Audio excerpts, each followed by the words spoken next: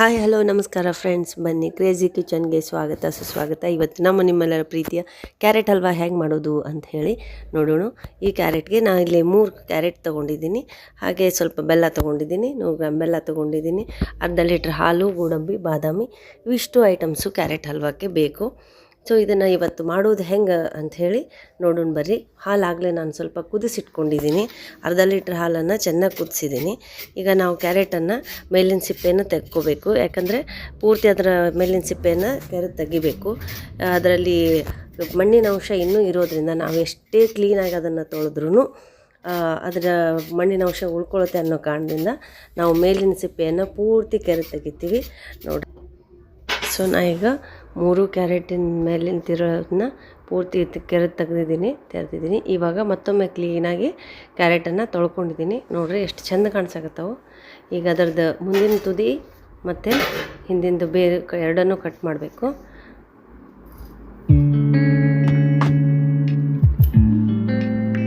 ನೋಡಿರಿ ಅದು ತುದಿನೂ ಎಲ್ಲ ಸ್ವಲ್ಪ ಕಪ್ಪಾಗಿರ್ತದೆ, ಅದನ್ನು ತೆಗಿಬೇಕು. ಈಗ ನಾನು ತುರೆಮಣೆಯಲ್ಲಿ 3 ಕ್ಯಾರೆಟನ್ನು ತುರ್ಕೋತೀನಿ.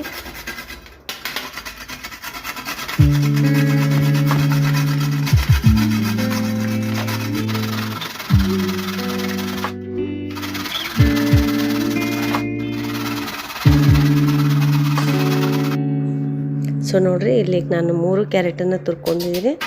3 ಕ್ಯಾರೆಟಿಗೆ ಆಗುವಷ್ಟು ಪೌಡರ್ ರೆಡಿ ಆಗಿದೆ.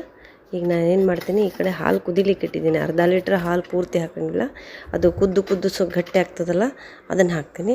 ಈ ಕಡೆ ನೋಡಿರಿ ಕ್ಯಾರೆಟ್ ರೆಡಿ ಅದ, ಆ ಕಡೆ ಹಾಲು ರೆಡಿ ಅದ. ಇಲ್ಲಿ ಗ್ಯಾಸ್ ಮೇಲೆ ಬಾಣಲೆ ಇಟ್ಟು ಗ್ಯಾಸ್ ಹಚ್ತಾ ಇದ್ದೀನಿ. ಈ ಬಾಣಲೆನಲ್ಲಿ ಈಗ ನಾವು ತುಪ್ಪ ಹಾಕ್ಕೋತೀವಿ.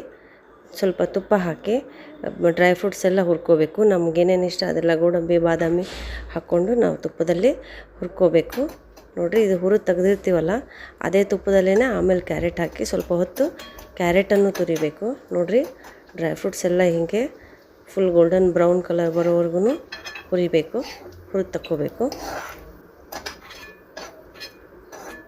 ಸೊ ಈಗ ಇದೇ ತುಪ್ಪದಲ್ಲಿ ಇನ್ನೂ ಒಂದು ಸ್ವಲ್ಪ ತುಪ್ಪ ಹಾಕಿ ಈ ಕ್ಯಾರೆಟ್ ಏನು ತುರಿದಿರ್ತೀವಲ್ಲ ಅದಿಷ್ಟನ್ನು ಅದ್ರಾಗ ಹಾಕಿ ಅದನ್ನು ಇಷ್ಟು ಕ್ಯಾರೆಟನ್ನು ಅದರಲ್ಲಿ ಹಾಕಿ ಕ್ಯಾರೆಟನ್ನು ಸ್ವಲ್ಪ ಹೊತ್ತು ತುಪ್ಪದಲ್ಲಿ ಹುರಿಬೇಕು. ಬಿಸಿ ಮಾಡ್ತಾ ಹೋಗಬೇಕು, ಸಣ್ಣ ಉರಿ ಇಡಬೇಕು, ಇಲ್ಲಾಂದರೆ ಹೊತ್ತಿ ಬಿಡ್ತದೆ. ಸ್ವಲ್ಪ ಹೊತ್ತಿದ್ರೂ ಅದು ವಾಸನೆ ಬಂದೆಲ್ಲ ಹಾಳಾಗ್ತದೆ. ಈಗ ನೋಡಿರಿ, ಇದು ತುಪ್ಪದಲ್ಲಿ ಕ್ಯಾರೆಟ್ ಹುರಿತಾ ಇದ್ದರೆ ಘಮ ಘಮ ಘಮ ಘಮ ಪರಿಮಳ ಬರ್ತಾ ಇರುತ್ತೆ.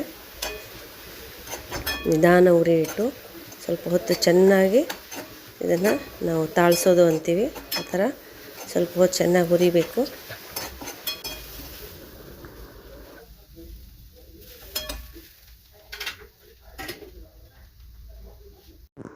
ಸೊ ನಾವೀಗ ಆ ಕಡೆ ಪಕ್ಕದಲ್ಲಿ ಕುದಿಯೋಕೆ ಇಟ್ಟಿವಲ್ಲ ಹಾಲು, ಆ ಕುದೀತಾ ಇರೋ ಹಾಲನ್ನ ಈ ಕ್ಯಾರೆಟಿಂದು ಏನು ರೆಡಿ ಇಟ್ಟಿರ್ತೀವಲ್ಲ ತುಪ್ಪದಾಗ ಹುರಿದಿದ್ದು ಇದಕ್ಕೆ ಹಾಕಬೇಕು.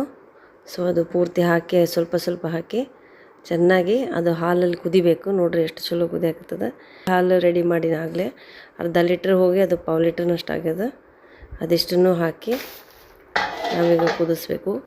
ಈಗ ಅದು ಸ್ವಲ್ಪ ಹೊತ್ತು ಸ್ಟೀಮ್ ಆಗಲಿಕ್ಕೆ ಬಿಡಬೇಕು. ಅದರ ಮೇಲೆ ಮುಚ್ಚಳ ಮುಚ್ಚಿ ಗ್ಯಾಸ್ ಫುಲ್ಲು ಸಣ್ಣ ಇಟ್ಟು ಸ್ವಲ್ಪ ಹೊತ್ತು ಗ್ಯಾಸ್ ಮೇಲೇ ಬಿಡಬೇಕು.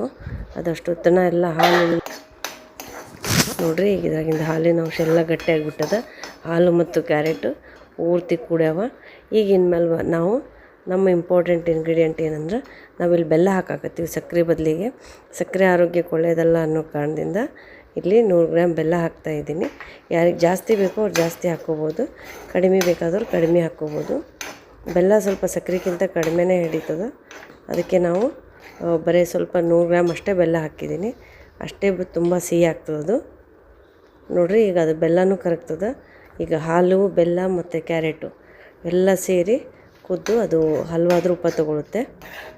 ಈಗ ಅದನ್ನು ಸ್ವಲ್ಪ ಹೊತ್ತು ಕುದಿಸಿ ಅದನ್ನು ಮತ್ತೊಂದು ಸ್ವಲ್ಪ ತಲೆ ಬಿಡಬೇಕು. ಗ್ಯಾಸ್ ಮೇಲೆ ಮುಚ್ಚಿಟ್ರೆ ಅದು ಚೆನ್ನಾಗಿ 3 ಕೂಡ್ಕೊಂಡು ಸ್ಟೀಮ್ ಆಗ್ತದೆ.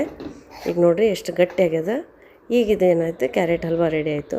ಇದಕ್ಕೆ ನಾವು ಆವಾಗಲೇ ತುಪ್ಪದಾಗ ಹುರ್ಕೊಂಡಿದ್ವಲ್ಲ ಡ್ರೈ ಫ್ರೂಟ್ಸು, ಅದನ್ನೆಲ್ಲ ಸೇರಿಸ್ಬೇಕು. ಡ್ರೈ ಫ್ರೂಟ್ಸು, ಏಲಕ್ಕಿ, ನೀವೇನೇನು ಬೇಕೋ ಎಲ್ಲ ಸೇರಿಸ್ಬಿಟ್ಟು ಅದನ್ನು ಬೌಲಿಗೆ ಹಾಕಿದರೆ, ಸೊ ಸರ್ವಿಂಗ್ ಬೌಲಿಗೆ ಹಾಕಬೇಕು. ಹಾಕಿದರೆ ನಿಮ್ಮ ಪ್ರೀತಿಯ ಕ್ಯಾರೆಟ್ ಹಲ್ವಾ ರೆಡಿ.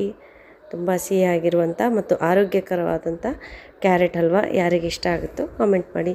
ನನ್ನ ವಿಡಿಯೋ ಲೈಕ್ ಆದರೆ ಲೈಕ್ ಮಾಡಿ, ಶೇರ್ ಮಾಡಿ, ಫಾಲೋ ಮಾಡಿ, ಸಬ್ಸ್ಕ್ರೈಬ್ ಮಾಡಿ. ಓಕೆ, ಬಾಯ್.